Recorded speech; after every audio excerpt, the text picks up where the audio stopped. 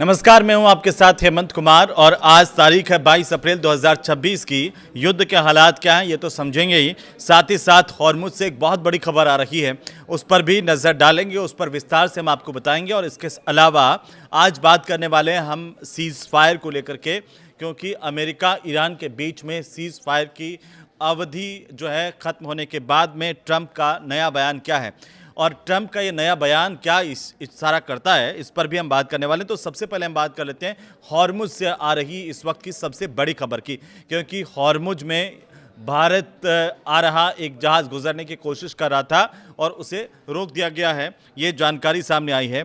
वहीं आपको बता दें कि ईरान ने इस जहाज़ को रोका है, इस्लामिक गार्ड ने इस जहाज़ को अपने कब्जे में ले लिया और आरोप यह है कि ये बिना अनुमति के हॉर्मुज से गुजर रहा था।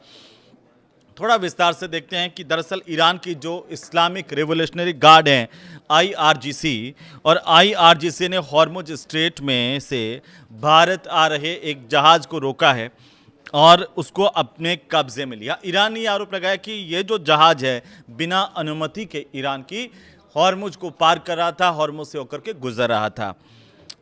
दरअसल इस जहाज पर लाइबेरिया का फ्लैग लगा हुआ है। एपामिनोडेस नाम का ये कंटेनर शिप जो है वो गुजरात के मुंद्रा तक आ रहा था, इस तरह की जानकारी है, लेकिन इसे बीच में रोक दिया गया है, इसे जब्त कर लिया गया है। ये ईरानी नौसेना ने दावा किया है कि ये जहाज़ जो है इस जहाज़ के नेविगेशन सिस्टम में छेड़छाड़ की गई थी और इससे समुद्री सुरक्षा को खतरा पैदा हो गया है।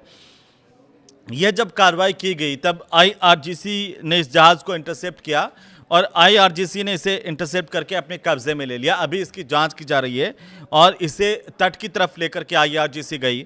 और आपको बता दें कि इसके अलावा इजराइल से जुड़े जो फ्रांसिस्का नाम का एक दूसरा जहाज़ है उसको भी जब्त कर लिया गया है।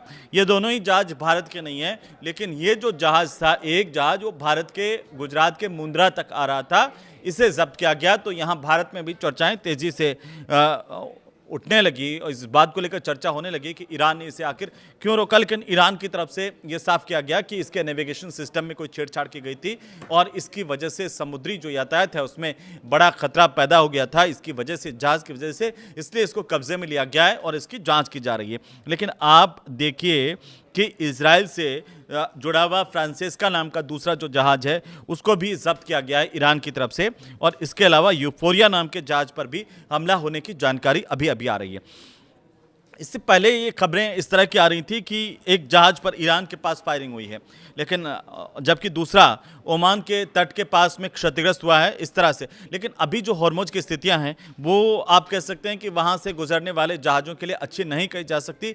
हमले भी हो रहे हैं और लगातार कार्रवाई भी हो रही है, तो इस तरह से अभी आप समझिए कि हॉर्मुज पूरी तरह से लॉक की स्थिति में है। लेकिन अभी आप देखिए कि अब बात कर लेते हैं आखिर सीज फायर पर, क्योंकि ट्रंप का एक बयान आया। ट्रंप ने कहा कि पाकिस्तान ने उनसे अपील की थी और पाकिस्तान की अपील पर ट्रंप ने कहा कि सीज फायर की अवधि को हम बढ़ा रहे हैं। हालांकि ये नहीं बताया कि कितने दिन सीज फायर को बढ़ाया गया है।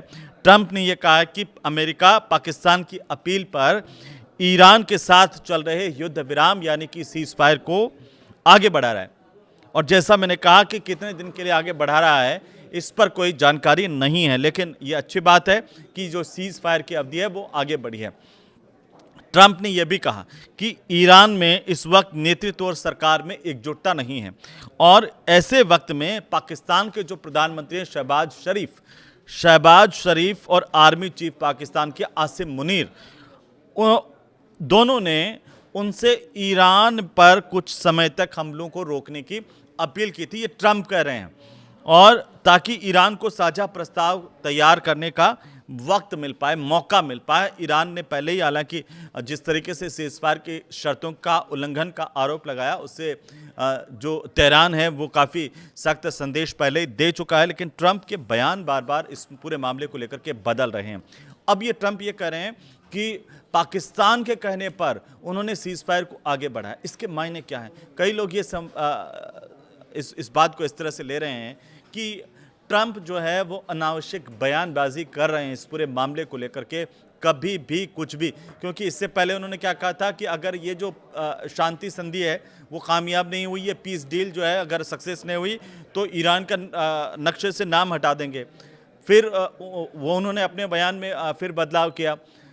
फिर उन्होंने कहा कि हम तो तैयारी कर रहे हैं इस दौरान और बारूदी हमले करेंगे।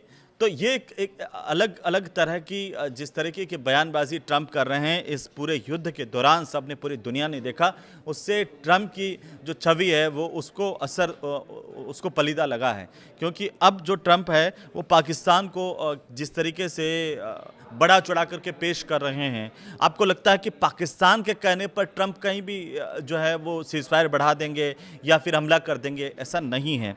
लेकिन फिर भी ट्रंप का ये बयान जो है वो क्यों दिया गया, इसे लेकर कई लोग ट्रंप को मूर्ख तक कह चुके हैं। लेकिन हम आते हैं आगे की बात पर, क्योंकि ट्रंप ने ये कहा कि इस अपील को उन्होंने माना और अमेरिकी सेना को फिलहाल उन्होंने हमला रोकने का आदेश दिया है। हालांकि सेना को पूरी तरह से तैयार रहने के लिए भी कहा है और इस दौरान ईरान पर दबाव बनाए रखने के लिए नाकेबंदी जो है वो जारी रहेगी। लेकिन इस नाकाबंदी को लेकर के फ्रांस का बहुत बड़ा बयान आया है, इसे सही करार नहीं दिया है। अब ये तो साफ हो गया कि फ्रांस जो है कहीं ना कहीं अमेरिका के तरफ झुकाव में तो नहीं है, और फ्रांस ने क्या कुछ कहा है उस पर हम आगे और विस्तार से बात करेंगे।